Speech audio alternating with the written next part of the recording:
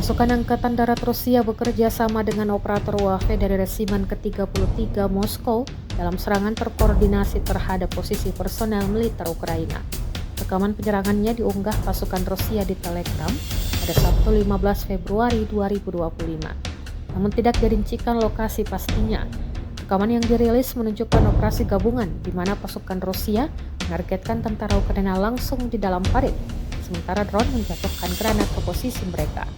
Video yang beredar memperlihatkan dampak serangan tersebut dengan sejumlah tentara Ukraina tewas setelah serangan intensif tersebut. Hingga saat ini belum ada pernyataan resmi dari pihak Ukraina mengenai insiden ini.